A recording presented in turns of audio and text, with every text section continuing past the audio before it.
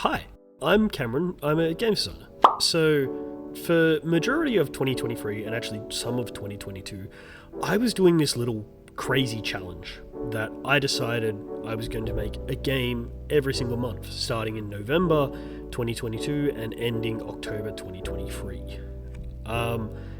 This video is just sort of a analysis and look back on all of the games, my thoughts of what went right, what went wrong, what did I learn, what failed, and what would I change if I could do it all again. First question though is, why did you do this? Let's get that out of the way, and there's no sort of prop-up answer to that. It's more of, I don't have a reason. I just said, you know what? Here's a thing that seems like a pretty difficult challenge to do. Let's do it. I wanted to learn a lot about game development very quickly, and this seemed like the best way to actually do it. So let's go back to the first game of November 2022, Prime State.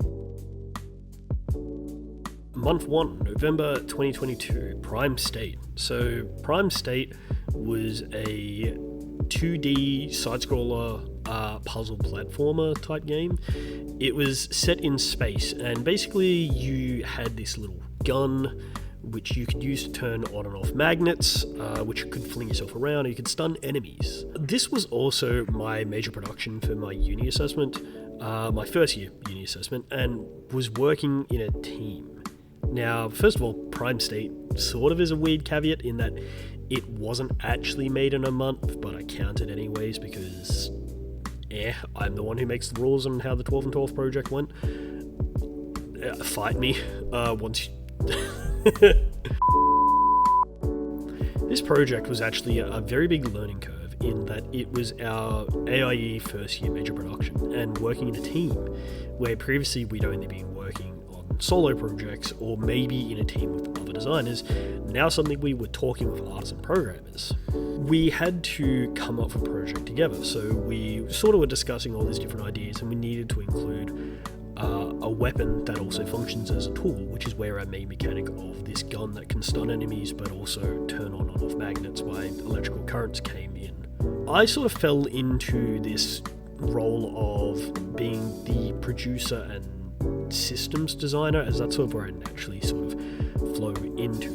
And this probably was maybe my first mistake of this project, of I like helping people. Helping people was enjoyment. But for this project, I really should have been focusing more on my own work rather than helping others get their part of the project done.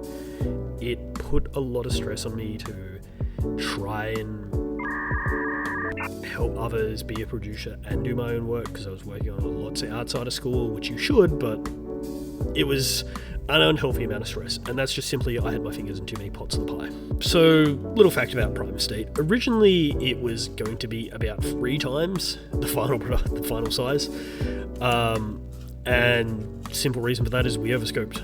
We were ambitious. We thought we could do it. Unfortunately, just we didn't know our own skills at that point in time. It's something everyone must learn, unfortunately, and the only way to learn, I've overscoped, is by overscoping. Once we sort of brought it back in, it was, okay, what actually went right a bit more? Let's talk about that now.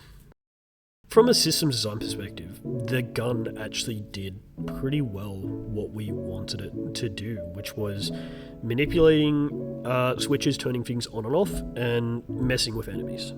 And the enemies themselves, pretty close to the original mark as well. So I'm really happy with how I was able to communicate with programmers in that sort of sense. So what would I do differently here? Well, I would definitely take a lot more of a backseat and not overcommit myself. Let people sort of do their own work, and if they need help, talking to teachers rather than another student probably would have been a better idea. But yeah, that was month 1. Month 2. Month 2 was Game Dev, the card game. GDTCG. And this was a 48-hour game jam game. and probably overall in the whole 12 and 12 project, my favourite game. We sort of hit this very weird magic that just came so alive with this game. So I was working with Lachlan, who was in Prime State as a programmer, and Lawson, an artist who had just graduated with their advanced diploma in arts. So working with smaller team, smaller time, it was good. And Lachlan and myself knew, for some weird reason, we just had it in our minds of, we wanted to do something card game related. And it was this obsession that had just been sitting in our minds, and we just sort of like, yeah, no, you know what, we're going to shoehorn whatever the theme is into. Yeah, and we very much did. So, Game Dev the Card Game. Love that name. I'm so great at naming projects, as you'll see as we go through all of this. But you first need to select a project, which determines a time limit and a goal.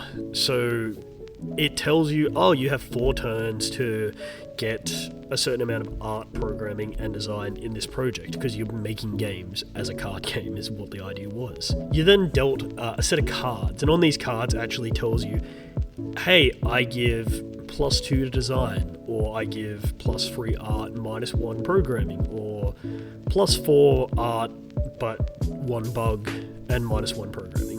Things like that is actually generally how the cards worked. So within sort of about the first hour of the game jam learning the theme, I paper prototyped this, and it was sort of like, yeah, okay, no, this works. This is good. I've got something here. I don't know what, but I've got something. And Lachlan pretty much came up with the idea of, hey, let's use scriptable objects to make the cards and store them in a list and do that. And it was sort of a, okay, yeah, scriptable objects, they're containers, yeah, cool. Definitely this was like a eye-opener for how powerful scriptable objects are as just data containers and what they can do, because my god, they were so good. And that Lachlan went, yeah, here's a template, go ahead and make however many cards you want. And just assign the art to it that Lawson makes, and it was putting it in, and we got into this flow of just going. It was great. And definitely scriptable objects, king. But they're just king. Obviously, a lot of things went right in this project, but there is still 1 or 2 things that went wrong. Firstly, and that is card balancing. It was 48 hours. We did not have time to balance cards in the slightest. There is some cards that are just horrendous and you would never use for any reason, because there's a couple of cards that are +2 to a category but -1 to another category, so they're effectively a +1, which are terrible.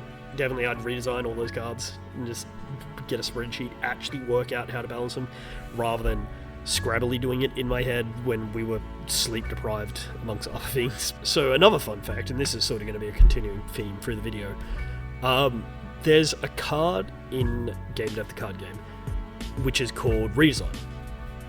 That card itself underwent the most redesign, which is hilarious to me, in that most of the cards we had a 1 or 2 pass on very quickly in like the last 2 hours or so. Redesign went through a lot of iterations, because it was sort of the first card that we made.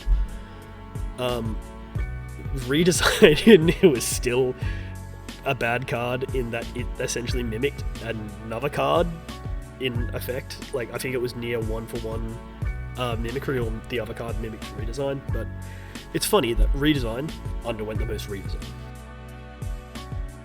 So month 3 was probably about the point in time in my head where it was a, hey, that's another game. You know what, let's try to just push for a year. Let's go for 12 months. It was sort of about this point here. So during late December, early January, I got COVID while visiting my parents. Good fun, as some people know, had to stay locked in and only could really talk to my parents. And I wanted to make something that I could play with Mum, that also had to be rules light but had deep thinking, as I was sort of in this weird feverish state where my brain was fogged over and cracked out of all hell. But Overturn was born in this sort of weird mind state that I was in, and it was this 2-person card flip game. With 9 cards. One side were X's and the other side were squares or circles. I can't quite remember what the original idea was. It definitely went through a few rule revisions. There was the first version that you could pick a card and flip all the cardinal adjacent cards, not the card itself. So if you picked the top left, you'd only be flipping the one directly below it and the one right, but not the middle card. is how it sort of worked. But you could very much get caught in this sort of loop of where the other person could just, pick the same card and flip them back. So it's let's scratch, write in a rule on a piece of paper of need to pick a different card. And it helped, but you still got stuck in this infinite sort of loops. So it was let's add in another state. You can pick and flip 2 cards before it is the other person, and then they flip 2 cards and it comes back to you and you flip 2 cards. And it sort of became this game of deep thinking and planning, but you had to bank on what the other person did. It was still, unfortunately, very easy to get caught in a loop when I noticed my mum and dad were playing it and they just got stuck in this loop, and I went, oh, okay, so something's still wrong here. So I tried adding some extra mechanics, still trying to keep rules light of, there's this card here that instead of flipping touching cards, it might flip the 4 corners instead, including if that was one of the 4 corner cards. And yeah, it helped. It wasn't amazing, but it helped. I think it was actually on the night where I showed it off at Pizza and Pixels. That is our local game dev meetup community, is what that is. So somebody came up with this idea of, what if instead of trying to get all X's or all circles, you had a secret win card that you had, and it told you the pattern you were going for. So it could be XX circle, circle, X, circle, circle, circle, X, as an example. This actually helped a lot more, because rather than, knowing what the win condition of the other person is, there's a little bit of doubt of you trying to guess what they're doing while trying to get it to your own board state. So the core of the game was still there, which I very much loved. Looping could still happen, but the game actually seemed to proceed to a point where somebody would win a lot more now. So, what did I learn from Overtime? Well, first of all, Nandeck is a useful piece of software when making anything card related for physical real world, but there's sort of another sort of design principle that I learned here, and that is the most obvious answer may not be the correct solution, as the amount of iteration I had to go through of, it's just, we'll add another turn, because that may stop it. Those didn't help. It was sort of this out-of-the-box solution that I hadn't even thought of, what if we just make it the win condition is whatever? Yeah, that's sort of what I learned from this. And what would I do differently? Definitely, I would probably write down the rules a lot cleaner than a piece of scrappy paper, but that's just sort of what had to happen. So yeah, I can't really hold myself to what I was when I had COVID. So yeah. Probably one of the most confusing games in this list for its name, Cinnamon Toast. Had neither cinnamon nor toast in the game. It was actually another Game Jam one. It was the Global Game Jam 2023, and the theme was Roots. So this game was a survival arena sort, where you played as, I'm pretty sure you're an anteater, and the idea was that they were named Cinnamon, and you had a flamethrower and you'd shoot the roost, or you'd toast them. It's Cinnamon Toast. This time in the team it was 6. 2 designers, 2 programmers, 2 artists, which probably the correct amount of team size for the Global Game Jam. We, instead of doing the week-long one, we only personally did a 48-hour one, which I think is just because we didn't have the time commitment. We still had school and things like that to study for as well. So we were basically just taking any idea, mechanic, theme, and just throwing it at a wall and seeing what clicked with the group and what we liked, and then making small rapid prototypes of just that core single mechanic to get it down. And the one that actually ended up going with was sort of this cube would just move towards the player, always tracking it, is what we had, and yeah, you can push it back by clicking, which transformed into it grows after it as the root, and you have a flamethrower that burns it shorter, which, thank you Lachlan and Tan for taking the idea and iterating to a much better idea than the prototype. We also included a couple of extra mechanics from other team members of, having a limited fuel gauge, so you actually were forced to move around the arena continuously to get more fuel to burn back the flames, because that would determine your points and things like that. And a bomb flower, I think it was another rapid prototype idea that we just sort of went, screw it, throw it in. So you'd set the flower on fire and it would explode and kill all the roots nearby. What did I learn here? Obviously, rapid prototyping was very, very useful here, and just sort of getting that core concept, core idea down. What went wrong though is the Google Doc to sort of keep all of the ideas in a cohesive form that we sort of had finalized. I forgot to set to share for everyone, so it was only me writing in that doc and nobody told me. I mean, I didn't realize at the time, and when they told me, we had a bit of a laugh about it. Month 5. This one, what I was doing here was a pure text-based adventure, similar to old mods like Zork or Colossal Cave Adventure. This one was actually really tricky in that you think making a pure text-based game would be easy, but the input and like moving it, I learned very tricky. Luckily, I did find a tool or a framework that sort of helped me, so I could more focus on what I wanted to develop during that month, which was my narrative and sort of storytelling skills instead, and logical pathing people may jump to conclusion-wise. So the game itself, Text Quest RPG, it only featured 4 proper locations, which was the back of the caravan, outside the caravan, the mountainside, and the cave.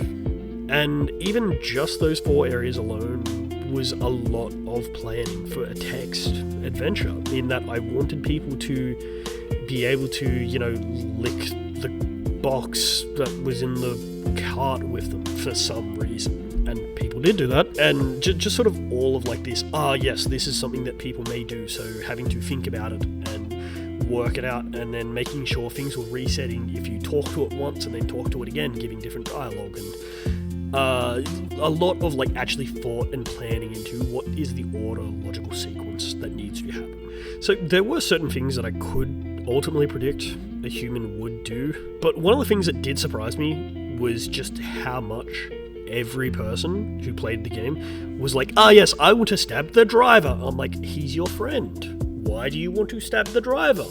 And they're like, let me stab the driver, Cameron. I was like, sure. And then you stab the driver, and then the game ends. And they're like, why'd the game end? I'm like, you stabbed the driver. People laugh about it. It was funny. But it was just funny seeing so many people just sit down and then they get up to that part and then they type in attack driver. And I'm just sitting there like, why are you doing that? But yeah, I also hid some secrets in the game. I hid 3 shiny rocks, which only one person, Rakia, managed to find, and that's because Rakia is a massive nerd for these type of games, so hats off to you, Rakia. What would I do differently with Text Quest? More planning. Definitely more planning overall of what would need to happen, but really I think more what Text Quest showed for me is the importance of actual getting more playtesting, because this game, I could only do so many sequences. You ultimately need another human to find that another sequence of that really weird angle that does, you kill the goblins and then talk to the goblins and they're alive and they can talk, and you're like, didn't think of that because I don't talk to goblins after I've stabbed them. Other people do. So definitely playtesting. Very important here. I would have done that. More playtesting. Plunder was another tabletop game.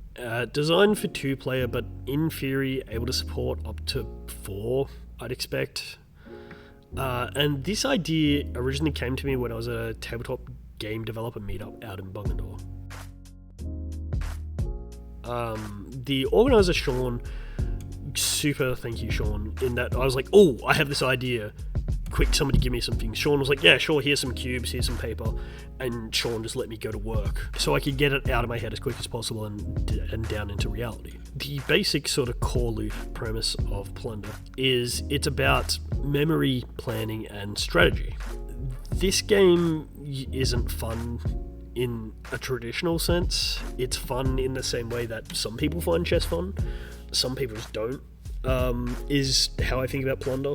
A lot of people didn't really find it fun, but there was the one or two person who was like, oh, okay, I really get this game, I can really get into it, which I'm happy with. The premise of the game overall was that you were going into this mine, you were plundering the earth, and you were trying to uncover gold and valuables so you could buy more tools and you could go deeper into the earth until eventually you could get the diamond, which was at the bottom of the mine, but you had to overcome these pits and hazards by using tools. So you needed to remember what's the safe path you can go, and where are certain pits, do you have the correct tool to get past that hazard. The player would enter the mine and, move on to a square, and you flip over the card and then you reveal, yes, this is a piece of gold. So, you can put a pickaxe on it and you can claim that gold for when the turn ends, or you can keep going and you can hold on to your pickaxe to see if you can find more gold. So it's sort of this weird early game was risk reward of you're trying to get enough money, enough gold to go deeper to find where the good gold is so you can get that constantly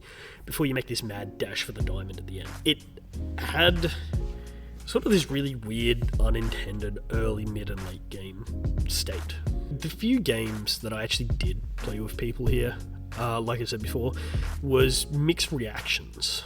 One of my friends, Martin, very much instantly got the idea of the game, but there was another person just did not understand the game idea at all, and it was very hard to sort of explain to them, here's what the idea is, here's what you're trying to do, when it just wasn't their type of fun.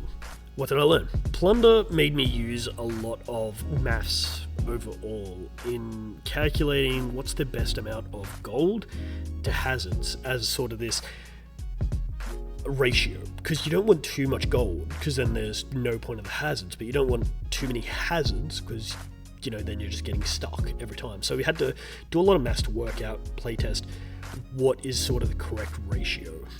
And this other idea of, if you have this sort of idea, write it down straight away. Just anywhere, get it written down, because ideas gone like that. This video is getting a bit long, so I'm actually going to split it into 2 parts. So I'll see all of you over in part 2.